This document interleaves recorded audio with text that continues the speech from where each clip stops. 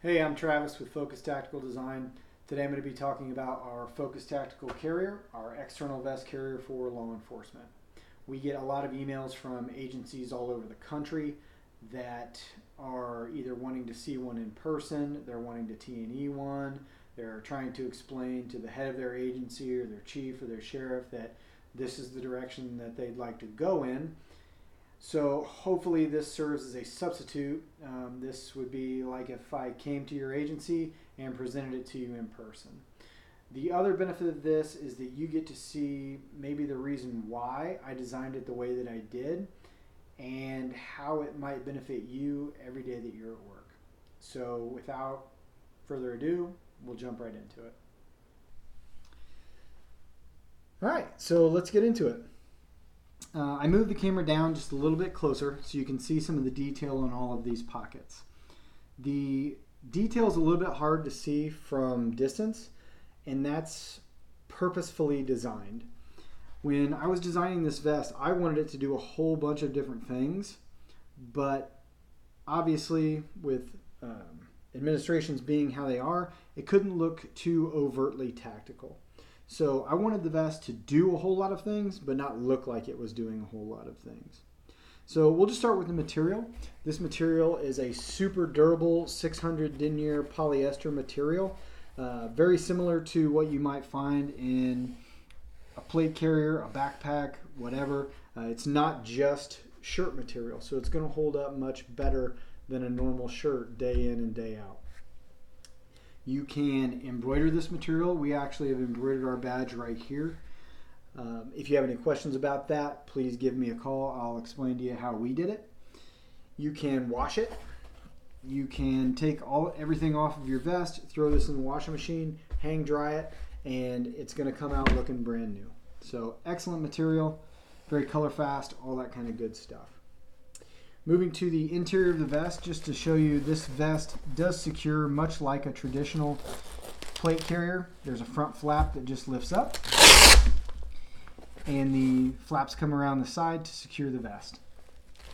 Moving to the interior of the vest here, you can see that there are 3 rows of webbing right here that you can put pretty much anything that you would like. I run my radio on the interior right here in a radio pouch, so that when it is folded over, the only thing you can really see is the antenna sticking up out of there.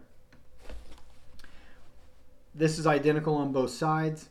So on the other side of my vest, I run a backup pistol. So radio on this side, pistol on that side. When I close my vest together, you can't see either one. Moving forward here, this is just a general purpose pouch.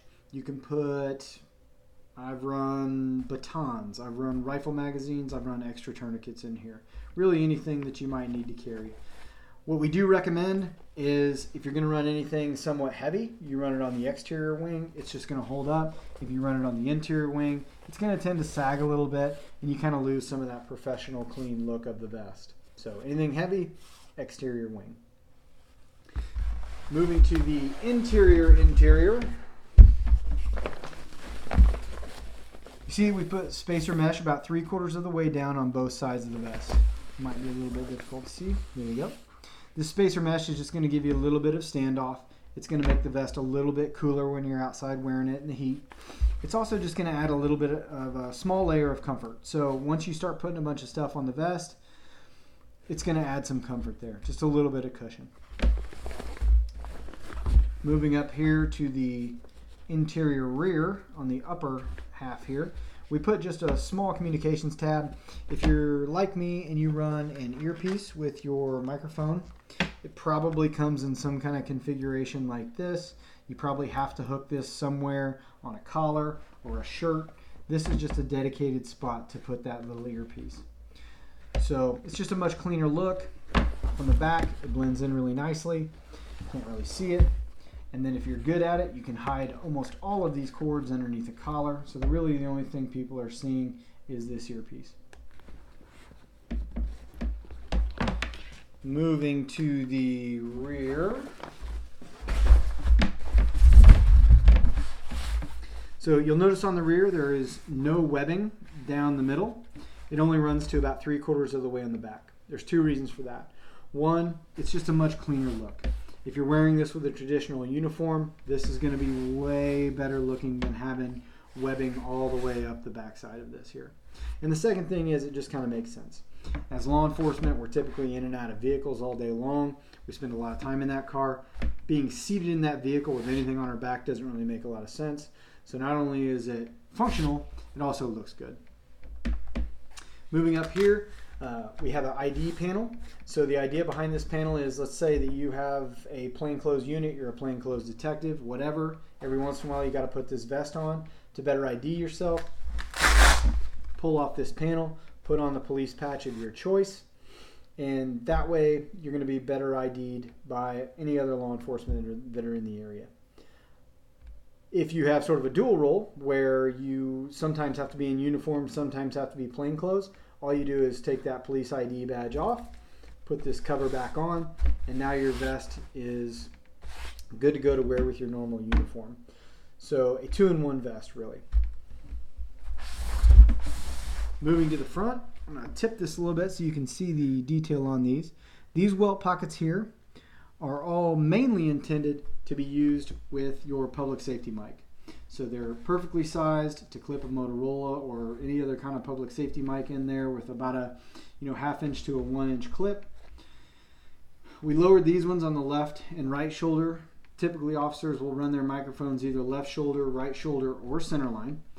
We lowered them down here so that if you are a left shoulder or right shoulder microphone user, you're not tipping your head all the way back to this lapel region, so that you can keep your eyes on whatever it is that you're dealing with while you're talking on your microphone. The other nice thing about these is there are 3 of them. So if you are, for example, like me, I run my microphone on the center line. I actually run mine up, like I explained before, I run mine on the interior, and I run my microphone out through here, up along this, and right to here. I use these other ones for pens. They're about this deep, so I'll put extra pens over here. I'll put sunglasses in there when I'm coming in off the road, coming inside. I hang my sunglasses from there. It works out really great. Moving down here to the chest pockets. These chest pockets have a false flap on them. So if you are an agency that your requirement is to wear a metal badge and a metal nameplate, you can punch that nameplate right through here, and it's not actually going to be into your pocket. You don't have to flip it up and down to get into your pocket to get your notebooks. It's just a Velcro pocket back here. These are big enough to hold most typical notebooks that officers carry. It's big enough to hold most large cell phones. The other thing that we did with these pockets was we spec'd it to hold a full-size rifle magazine. So 30-round rifle magazine can go in there to about there. If you are used to indexing rifle magazines out of a chest rig, this is perfect for you. It's going to index about the same way. So comes in there, sits in there nicely. So if you're getting out of your car, you're grabbing your rifle, you want to grab one extra rifle mag out of your duty bag, throw that in there. It's going to stay secure, and you're going to be able to index it in a familiar fashion. So there's 2 of those right up there on the front. Moving down, this is what we call our fast attach placard. So this is what kind of makes our vest in the law enforcement world sort of unique. This placard right up here just tears away. So this would be considered your normal everyday duty placard. For me, I wear one pistol magazine right here and a handcuff case over here, in addition to some other things on my belt. But on my duty placard, I wear a pistol magazine and a handcuff magazine. The idea is, if I'm going to some kind of active threat, the idea here was to go away from things like go bags. So in my experience, when I have seen people try and incorporate go bags into range drills, it is always a mess. They have an extremely difficult time reloading their magazines from that bag, really getting anything from the bag. The bag gets in the way when they get into different shooting positions.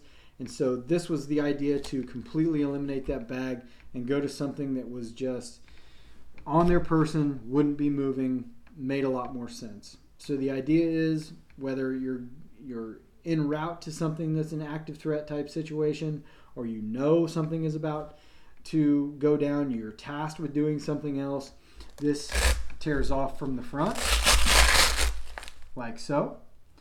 There's a full field of Velcro behind here. You have an extra placard, either in your duty bag, your office, or wherever that the case may be. And that placard goes on here. This is just an example of one. The placards themselves are exactly the same. This is one of our rifle pouches here. It's just a triple AR-15 M4 rifle pouch, open top Kydex, then you're good to go.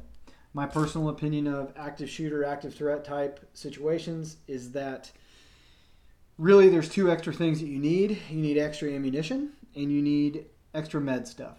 So you need bullets, tourniquets, medical stuff, that's it. I see people put a lot of things in their go bag that really aren't needed at the moment. So this is our solution to the go bag. This is to replace your go bag. Again, this is a full field of Velcro here, so if you don't like our placard, if you have a chest rig that you like to run, so for example, I actually run one of the older Haley Strategic chest rigs on mine. This is really nice. The only problem with the older models of the Haley rigs is it didn't come with a full field of Velcro in the back. So if you happen to have this model and would like to know how, with a fully loaded chest rig, you can secure it to this, email me and I'll tell you how I do it. But again, extra rounds and tourniquets. So with this rig right here, I have about 5-6 extra magazines and I have about 5 tourniquets on me when I'm able to do this.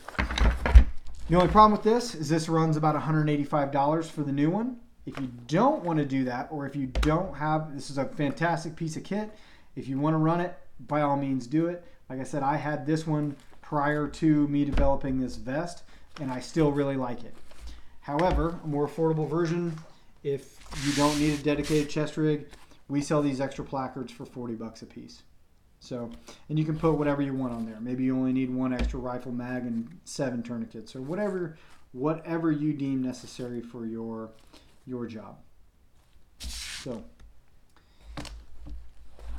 that is the vest.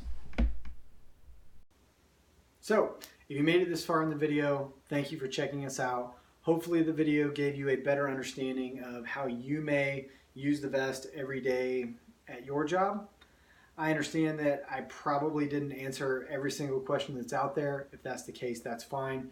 Please don't hesitate to email me, focustacticaldesign@gmail.com. I'll get back to you within a day or two, probably sooner. But again, thank you for checking us out. My name is Travis. Please stay focused.